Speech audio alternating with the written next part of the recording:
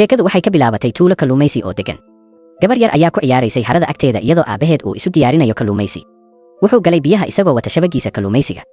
gabadhii waxay bilowday inay ooydo sababtoo ah waxay dareemaysay murugo in aabaheed uu galayo biyaha si uu u shaqeeyo oo uu keligiis uga tago xeebta. markaa aabbihii ayaa ka soo laabtay biyaha oo fadhiistay si uu ula ciyaaro. wuxuu sameeyey wejiyo qosol leh iyo dhaqdhaqaaqyo nacasnimo ah oo gabadha ka dhigay inay qosliso oo ay mar kale faraxsanaato. si lama filaan ah aabbuhu wuxuu bilaabay inuu ku dhex wareego biyaha. wax ka hooseeya dusha sare ayaa jiidayay isagoo ku jiidaya qoto dheer. gabadhii way sii qososhay iyadoo u malaynaysa in aabaheed uu weli la kaftamayo. ma aysan ogeyn inuu khatar dhab ah ku jiro ilaa uu gebi ahaanba baabay taasoo keentay dhiig oo keliya oo kor u kacaya dusha sare. dadka tuulada ayaa aaminsanaa in ninka uu cunay jinni webi ah, sidaas darteed waxay lacagtooda u soo qaateen si ay u shaqaaleeyaan wadaad tagist ah si uu u jimicsado jinniga. iyada oo loo marayo caadadiisa, wadaadku wuxuu ku guulaystay inuu qabto jinni manta ah oo weyn. isagoo kalsooni qaba, isagoo sheeganaya in khatarta la tirtiray. si kastaba ha ahaatee, waxaa agmaray ugaarsada jinni ah oo dhalinyaro ah oo lagu magacaabo Stuanzong oo dareemay xumaan weli sii socota. wuxuu uga digay dadka tuulada in kalluunka weyn uusan ahayn jinniga dhabta ah iyo in khatarta biyaha ku jirta aysan weli dhammaan. dadka tuulada oo uu kiciyey wadaadkii faanayay way diideen inay dhegaystaan. taa beddelkeeda waxay ka xanaaqeen Stuanzang, si naxariis darro ah ayay u garaaceen oo u xidheen iyagoo si rogan ugu laadlaadiyey fagaaraha tuulada si ciqaab ah. iyagoo aaminsan in biyuhu hadda ammaan yihiin, dadkii tuulada oo dhan ayaa dabaashay. laakiin dhowaan dabaaldegoodii waa la soo gaabiyey. jinnigii webiga dhabta ahaa ayaa si lama filaan ah u soo muuqday oo liqay haweenaydan. dadka tuulada ayaa argagaxay oo kala firdhiyey iyagoo u malaynayay inay ammaan ahaan doonaan haddii ay ka fogaadaan biyaha. laakiin way qaldanaayeen. jinnigii webiga ayaa bilaabay inuu carabkiisa dheer u fidiyo si uu ugaarsado. gabadhii waxay isku dayday inay u orodo hooyadeed, laakiin carabkii jinniga ayaa ku duubnaa. dadka tuulada ayaa xooggooda oo dhan jiiday, ugu dambayntiina carabka kala jeexay iyagoo gabadha u jiidaya buundada. laakiin daqiiqadii xigtay, jinnigii webiga ayaa ka soo booday biyaha oo gebi ahaanba liqay. hooyadeed way waalantay iyadoo si quus ah ugu quustay biyaha si ay u badbaadiso gabadheeda. dhanka kale, Stuanzong ayaa qaniinaysay xadhkaha iyadoo ku dhibtoonaysa inay ka baxdo biyaha hoostiisa. hooyada waxay ku qaboojisay cabsi markii ay fool ka fool ula kulantay bahalkii. jinnigii webiga ayaa si caro leh ugu fiiriyey iyadoo ooyeysa oo ka baryaysa inuu soo celiyo ilmaheeda, laakiin dabcan jinnigii wuu iska indho tiray fadlan oo wuu cunay. jinnigii webiga ayaa markaa burburiyey dhismayaasha ku hareeraysan, taasoo keentay in dadka tuulada ay lumiyaan dheelitirkooda oo ay u simbiririxaan dhanka webiga. ilmo yar ayaa u simbiririxay biyaha, laakiin wakhti yar kadib Stuanzong ayaa ka baxsaday. wuxuu ku booday buundada kadibna wuxuu fuulay loox sabaynaya isagoo qabtay ilmaha ka hor inta uusan ku dhicin. markii Stuanzong uu hayay ilmaha yar, jinnigii webiga ayaa mar kale soo muuqday. isagoo adeegsanaya miisaanka jinniga, Stuanzang ayaa baxsaday ilbiriqsigii ugu dambeeyey isagoo ilmaha gacmihiisa ku jira. jinnigii ayaa ku xayirmay looxdii, Stuanzangna wuxuu dib ugu booday meel ammaan ah isagoo ilmaha u celinaya hooyadiis. isla mar ahaantaana wadaadkii fulaynimada ahaa ayaa ku dhumanayay dadkii badnaa. si lama filaan ah, haweenay weyn ayaa argagaxday oo oroday.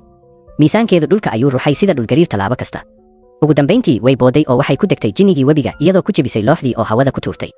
jinnigii ayaa si adag ugu dhacay wadaadkii cararayay. markii uu biyaha ka soo baxay, jinnigii webiga ayaa si dhaqso ah u daciifay oo bilaabay inuu dhinto. si lama filaan ah ayuu dib ugu noqday nin dhalinyaro ah oo caadi ah. isagoo u muuqda mid aan waxba galabsan, isagoon dib u dhac lahayn, Stuanzang wuxuu soo saaray buuggiisii kalsoonida ahaa ee 3 eber eber ee heesaha xanaanada, buug gacmeedka jinniga ee sayidkiisu siiyey. si daacad ah ayuu u heesay lullabi carruureed isagoo rajaynaya inuu soo toosiyo dabeecadda wanaagsan ee jinniga. laakiin heesta aan waxba galabsan wax saamayn ah ma lahayn. taa beddelkeeda waxay ka caraysiisay jinnigii oo si cadho leh u qayliyey oo si toos ah ugu dhacay Stuanzang. daqiiqadii ugu dambaysay, haweenay ugaadhsada jinni ah oo xirfad leh ayaa soo faragelisay. kani wuxuu ahaa Miss Duan oo ruxday hubkeeda sixirka ah, giraanta duulaysa ee aan dhammaadka lahayn. hal mar oo degdeg ah ayay ku qabatay jinnigii webiga waxayna ku xidhay caruusad u eg caruusad. dadka tuulada oo laga badbaadiyey dhimasho hubaal ah ayaa jilba joogsaday oo u mahad celiyey Miss Duan iyagoo ku ammaanay geesinimo. laakiin Miss Duan ma lahayn dulqaad hababka nacasnimada ah ee Stuanzong. si cad ayay ugu jeesjeestay iyadoo sheegtay in isku dayga lagu dilo jinniyada heesaha xanaanada ay ceeb ku tahay xirfadooda. dhacdadan kadib, Stuanzang wuxuu ku laabtay gurigii sayidkiisa isagoo kalsoonidiisii jabtay. wuxuu dareemay ceeb ah inuu isagoo ah ugaarsada jinni ah ku guuldaraystay inuu ilaaliyo dadka tuulada. sayidkii odayga ahaa ee xigmadda lahaa wuu xasiloonaa, wuxuuna xasuusiyey caqiidada asaasiga ah ee kooxahooda. ujeeddada ugaarsiga jinnigu ma ahayn in la dilo bahalada, laakiin waa in la nadiifiyo sharka qalbigooda ku jira oo loo hago wanaagga. iyadoo lagu dhiirigeliyey inay sii wadaan horumarinta iyo raadinta iftiinka, Stuanzang wuxuu mar kale u baxay inuu helo hab uu kaga adkaado jinnigii doofaarka ee weli khatar ku ahaa dhulka. muddo yar ka hor, Stuanzang wuxuu yimid hudheel fog oo ku yaal tuulada Go. hore lamaane dhalinyaro ah ayaa halkaas u joogsaday cunto oo si qarsoodi ah ayay u libdheen. run ahaantii waxaa dilay oo cunay milkiilaha hudheelka, kaasoo si qarsoodi ah u ahaa jinni doofaar ah oo qarsoon. markii Stuanzang uu soo galay makhaayadda, waxay u muuqatay mid ay ka buuxaan dad faraxsan oo wax cunaya sidii caadiga ahayd, haweenayna si diiran ayay u soo dhaweysay. laakiin Stuanzang si dhaqso ah ayuu u ogaaday in wax aad u khaldan yihiin. macaamiisha kale waxay dhab ahaantii ahaayeen meydad dib loo nooleeyey oo ka mid ah dadkii jinniga ku dhintay. geeska waxaa yaalay rake dhiig leh oo 9 ilaad ah, hubka saxda ah ee jinniga doofaarka. wakhtigaas Miss Duan si lama filaan ah ayay mar kale ugu soo dhacday makhaayadda. iyada oo aan ka labalabayn, waxay tirtirtay kooxihii badnaa ee u ekaa zombiyeka iyadoo yaraysay jinnigii. caruusadaha oo boodh isu beddelaya. jinnigii doofaarka ayaa isu muujiyey qaab bini'aadam, cunto keliya ero leh oo bararsan oo leh dhoola caddayn cabsi leh. Duan iyo Xuanzang si adag ayay ula dagaalameen. Duanna wuxuu ku guulaystay inuu jinniga ku qabto boorsadeeda sixirka leh. Waxay qorsheynaysay inay ku xirto caruusad kale, laakiin jinnigii doofaarka ayaa noqday mid aad u xoog badan. Wuu qarxay oo isu bedelay bahal doofaar oo weyn, isagoo burburiyey hudheelkii oo dhan ee ku wareegsanaa. Iyada oo ay ka adkaatay xooggeeda weyn, Xuanzang iyo Miss Duan waxaa lagu qasbay inay naftooda u cararaan. Kadib markii ay si dib yar u baxsadeen, Miss Duan waxay si qoto dheer ula dhacsanayd geesinimada iyo is-hoosaysiinta Xuanzang. Inkasta oo xirfadihiisu ay xadidan yihiin, haddana wuxuu muujiyey geesinimo aan kala go' lahayn, isagoo u adkaysanaya sharka iyada oo aan cabsi lahayn. Taasina waxay dhalaalisay qalbigeeda. Si dhaqso ah ayay u heshay jacayl, waxayna bilowday inay ku daba gasho go'aan majaajilo ah. Si cad ayay u qiratay qadarinteeda, waxayna isku dayday inay u soo dhawaato mar kasta oo ay awooddo. Si kastaba ha ahaatee, Xuanzang wuxuu ka naxay fikradda jacaylka. Wuxuu rabay oo keliya inuu jacaylka u faafiyo aadanaha oo dhan, wuxuuna u arkay jacaylka inuu yahay wax ka leexinaya jidkiisa nirvana. Isagoo wareersan, run ahaantii wuu ka carari jiray mar kasta oo ay u soo dhawaato. sayidkiisa iyo naftiisaba wuxuu u xaqiijiyey inuu doonayo oo keliya inuu faafiyo jacayl guud ee uusan ahayn jacayl. Laakiin sayidkiisa caqliga badan wuxuu dareemay in Xuanzang uu isku khilaafsan yahay Miss Duan. Wuxuu tilmaamay in Xuanzang garayadiisu kuma habboona isaga qalbigiisa, kadibna wuxuu kula taliyey inuu u safro buurta Finger. Halkaas ayuu caawimo ka raadsan karaa Sun Wukong oo ah jinnigii boqorka daanyeerka ee Buddha uu xidhay. Sayidku wuxuu aaminsanaa in iyadoo la kaashanayo Wukong, Xuanzang uu ugu dambeyntii xakamayn karo jinnigii doofaarka. Isagoo raacaya talada, Xuanzang wuxuu u baxay buurta Finger. Habeenkaas intii uu safarkiisa ku jiray, Xuanzang waxaa si lama filaan ah u weeraray koox rag ah oo sir ah. Si la yaab leh, waxay sidoo kale qabteen Miss Duan. Laakiin tani waxay noqotay mid ka mid ah qorshayaasheeda duurjoogta ah. Waxay abaabushay weerarka oo dhan iyadoo rajaynaysa in Xuanzang uu badbaadin doono, ugu dambeyntiina uu soo celin doono dareenkeeda. Xitaa iyadoo la xiray oo la kulantay riwaayadaheeda, Xuanzang wuu ka fogaaday oo mar kale ayuu diiday. Cadho iyo xanuun, Miss Duan way xanaaqday oo waxay xidhatay Xuanzang lafteeda, iyadoo ka tagtay iyadoo xidhan iyadoo qabowdaysa. Si lama filaan ah, jinnigii doofaarka ayaa soo laabtay isagoo ku dhacay xiradooda isagoo xanaaqsan. Isagoo Miss Duan u aqoonsaday inay tahay kii hore u dhaawacay, ayuu si toos ah u raadsaday. Si xun ayuu u dhaawacay, isagoo ka tegay dhaawac aad u daran. Waqtigaas xasaasiga ah, 3 ugaarsade oo kale oo jinni ah ayaa soo muuqday, waxaana lagu yaqaanay naanaysyadooda dhalaalaya 5 qaab: Feer, Lug Qaadir ah, iyo Amiir muhiim ah. Iyada oo ay soo jiidatay fursadda ay ku jabin lahaayeen jinnigii doofaarka ee caanka ahaa, waxay si kooban ula kulmeen oo ay ku guulaysteen inay ka saaraan ugu yaraan waqtigaas. Xuanzang oo ku sii jiray fowdada ayaa si degdeg ah ugu soo carartay dhinaca Miss Duan. Wuxuu u daweeyey nabaradeeda iyadoo si dhab ah u walaacsan. Iyada oo aragtay isaga oo aad u walwalsan, Miss Duan waxay u qaadatay walwalkiisa jacayl. Iyada oo aaminsan inuu ugu dambeyntii daryeelayo, ayay mar kale qiratay jacaylkeeda iyadoo rajaynaysa jawaab ka duwan. Laakiin Xuanzang si tartiib ah laakiin si adag ayuu u diiday mar kale, isagoo daacad u ah wicitaankiisa sare.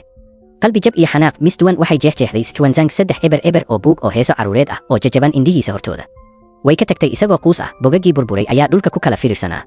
Kadib daqiiqadan xanuunka badan, Xuanzang wuxuu sii watay safarkiisii keligiis. Isagoo go'aansaday inuu helo boqorka daanyeerka, wuxuu u adkaystay maalmo safar oo adag.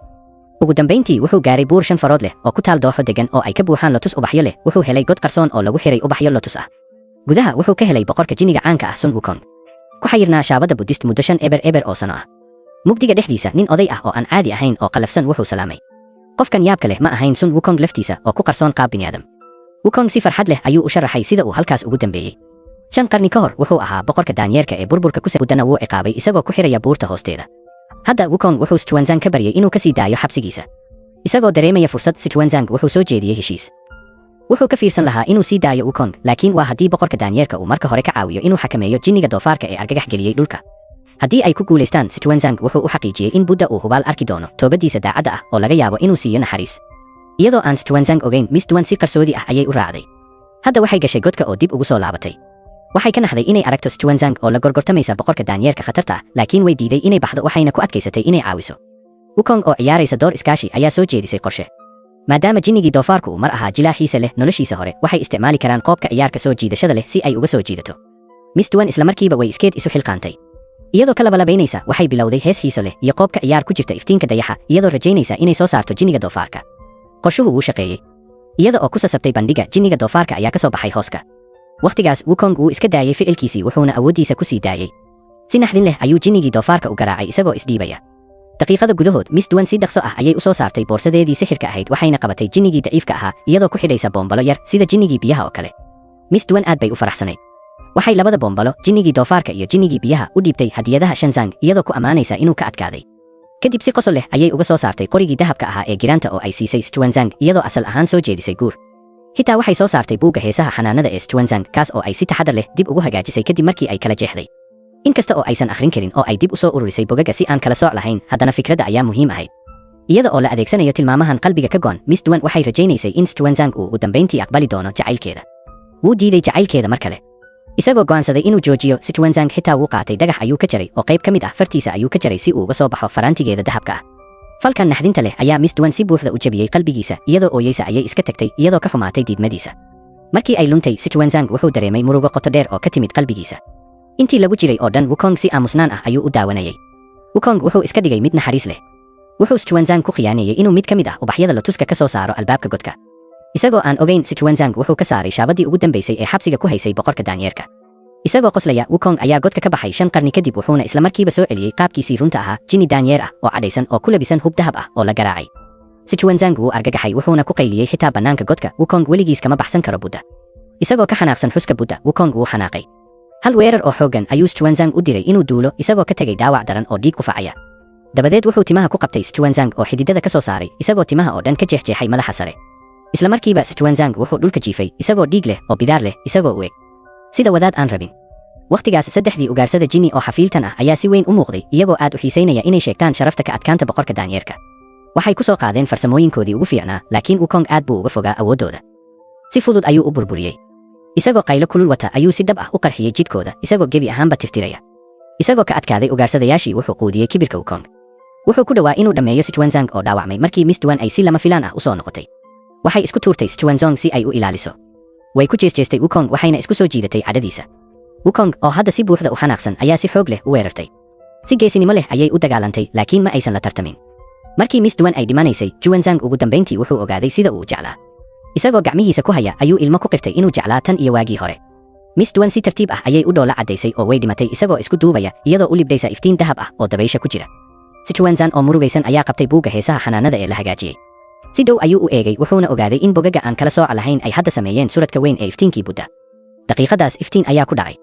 wuxuu ku akhriyay sutrada quduuska ah si daacadnimo saafi ah iftiin indholaan ah ayaa cirka u kala qaybiyey timirtii weynayd ee Buddha ayaa soo degtay oo dhulka ku burburisay Wukong iyadoo hoos ugu riixday markii bood ku degay Wukong wuu ku xayirmay oo ma uusan dhaqaaqi karin Sichuanzang si degan ayuu u soo dhawaaday oo wuxuu qabtay Miss Duan faraanti dahab ah wuu dhigay waxay ku taal Wukong madaxa giraanta ayaa cidhiidhi noqday oo isu bedelay madax dahab ah Sun Wukong hadda waxaa loo qorsheeyay inuu noqdo xertii Shon Hanks iyada oo ay jirto musiibo iyo khasaaro Xuanzang wuxuu gaaray iftiin wuxuu fahmay in marka uu la kulmo xanuun iyo isku xirnaan uu qofku si dhab ah u sii dayn karo oo uu ku qanco jacayl weyn oo loo qabo dhammaan sayidkiisa wuxuu siiyey magaca Tang Sanzang wadaadka la magacaabay ee u safri doona galbeedka Tangenzang ayaa markaa u baxay safarkii halyeyga ahaa ee galbeedka iyada oo ay ku soo biireen saddexdiisii xirtiisa jinni ee dib u habeynta sameeyey jinnigii biyaha wuxuu noqday Xiao Jing jinnigii doofaarkana wuxuu noqday Juba boqorkii daanyeerka ee is-hoosaysiiyeyna wuxuu ahaa Sun Wukong